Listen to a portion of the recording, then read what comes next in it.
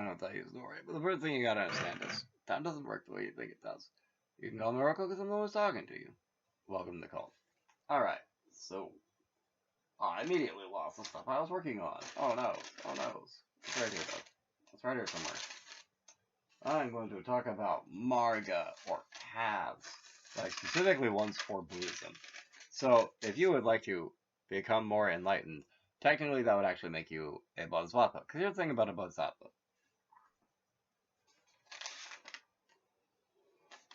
And here's the thing, if anyone who actually knows more about Buddhism than I do, which could be easily anyone, because I don't actually know how much I know personally, compared, because, like, that's something about Vajrayana, like, Vajrayana schools have this tendency to, like, okay, kid, here's your mantra, go learn something, go meditate and learn something, which is great, but I find myself in the situation I am now, where, like, am I far enough along to perform a marriage? Like, I know all the words and stuff, so that might be enough. Here we go. But some important stuff to know. There are Bhajka, Marga, that are well known in Buddhism. I assume I mean, like, they're. This is actually, like, also a sort of, like, gauge as to where you are, because there's also, essentially, it's like, so there's Sambara, okay, so there's Sambara Marga. It involves accumulation of morality, accumulation, it's called the accumulation Marga. That's what Sambara means, and it involves morality, contentment, and learning learning the Dharma, learning the law, and reflecting on it. There's Prayoga Marga, which is preparation, which is focusing on the Four Noble Truths in 16 aspects. So, like, essentially, looking at Shalita Satya, like, Four Noble Truths as like four different songs, and each has their own Shalita to it. It varies four aspects. That's essentially it. Darsana Marga is the form of focusing even deeper Moradha on the Pashka, I forget the word noble, Four Noble Truths or Four Noble Saya, and the Eight Afflictions, which are, or the Four Klesa, Eight Klesa, which is essentially the Mula Klesa, the three roots of ignorance, avarice, and cowardice. Um, but amplified along the Eight Afflictions. So, like, you have the 16 aspects, which are from the last one. So the Eight Afflictions are essentially ways that the Four Noble Truths, if you chose to just be like, no, these are wrong. These are wrong. I'm going to do what I want. That's essentially like leaning into the Klesa, the effect of Eight Afflictions, into which essentially represents a failure of one of like an individual Atma, or a self, at the Atman, or the soul level, because Atma is self and Atman is soul. Um, Basically, like, at the start, basically a failure of the self at the stan, or the level that affects your soul. That's effectively like you hitting yourself in your afflictions place, in your Klesa's place.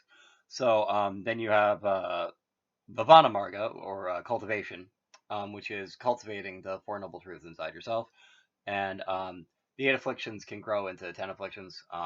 Most people actually, like, most people do the 10 afflictions. You know why? Because we're people. Um, but the point of Bhavana Marga is cultivation of the Noble Truths inside yourself, so you just don't do the afflictions anymore, essentially. And the Psycho Marga is no more consuming learning, which essentially means, like, I mean, you're still gonna do a lot of the stuff that you do, because, like, you gotta do some stuff, but, like, you don't really need to learn the Dharma anymore. Like, you get it, you get it, you get it. Essentially, a Psycho Marga is um focusing on maintaining, because it's easy to, like, fall out of your Zen place, and just be like, I'm I'm weary of the world and I'm still in it. I'm of it and I don't want to be. If that makes sense. And so then there's the 10 stages of Bodhisattva, which is essentially like 10 stages of how well you're doing on your marga, near as I can tell. 10 pada. Um, and essentially each of these steps is repeated, reiterated, and reflected in the five marga. Um, until essentially you're at a Psychomarga, and you just sort of like doing all 10 automatically, I guess. Um, and there's each pada or step is also paired with a perfection or a paramita, which doesn't like it's something that is an ideal. Like that's why it's called a perfection or a paramita. It's something that you like strive for. In first pada or Aryapada is great joy, feeling joy and witnessing others feeling joy. And that's characterized by the Paramita Dana or generosity. Second is stainless, free from immorality or sila. And that's basically like immorality isn't, oh, I'm going to entice this person who I'm pretty sure is interested in me towards sexy times. But like it's only sila if you roofie them.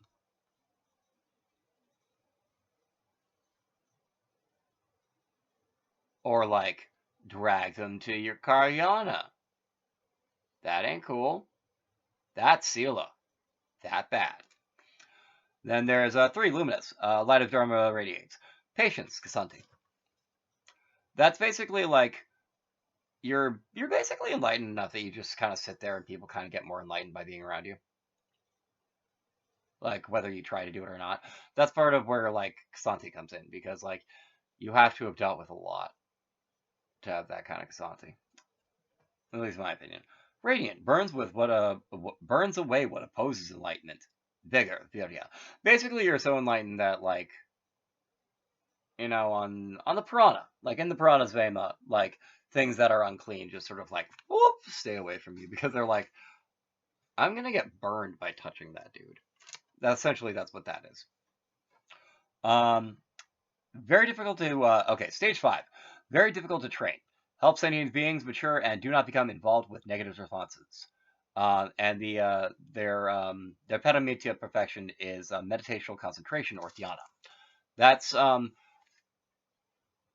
so I mentioned a friend of mine named Motor.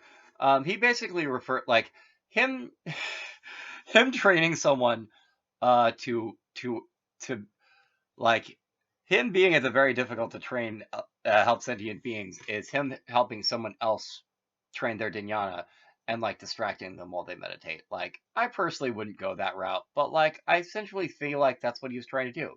He's trying to help other people, and like you know he tries to not become involved when that doesn't go like exactly where he wants it to. I could be wrong, but if Oda ever sees it and says, Jeff, you're wrong, I'll believe him. That's part of just not being attached to like supposition, for example. Don't be attached to supposition. That's dumb. Because if you're supposing everything, suppose you're wrong, and you're gonna be all busted up about it, ooh, you could shatter your entire worldview that way. That's not a good thing to do to yourself. I'm just saying. Obviously transcendent, obviously atabartate. Does not abide in samsara or nirvana. Um, yeah, I'm a little bit fuzzy on what that means. Basically, like, does not abide in. So it does not abide in nirvana. That essentially means, like, yeah, I'm actually cool with being in samsara. I'm actually cool with the cycle. You know, occasionally I'm going to just, like, live in my life because I'm a human. And I'm okay with that, too. Essentially, I guess that's what that means. I think that's what that means. The paramita of that is prajna or wisdom. Ganafar, perfection of skillful means. Upaya. Number asta is immovable, able to choose your rebirth. That sounds baller. You die. All right, kid. What do you want to do? Essentially, in isekai, when someone dies and they're like, okay, we can't send you back to Earth. You want to go somewhere else? We'll let you choose. Essentially, it's because either they were so awesome in their life or they did other things that they were themselves immovable. They had aspiration, svasata, and when they got to choose their new life, they were like, I want to do this. Seems pretty solid, honestly. Good discrimination wisdom is 9. Understanding, or I looked it up in a minute. Understanding soul, not soul, self and no self. So understanding Atma Ka Anatta. And Cloud of Dharma. Uh, that's number 10. And Paramitya is primordial wisdom or Malika Prajna. All right. And cool. That be 10 steps on Basodavata, because you do that asana.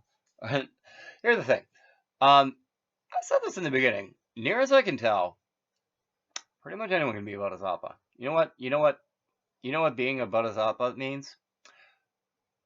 I think it basically means you're Buddhist. I could be wrong. I can easily be wrong.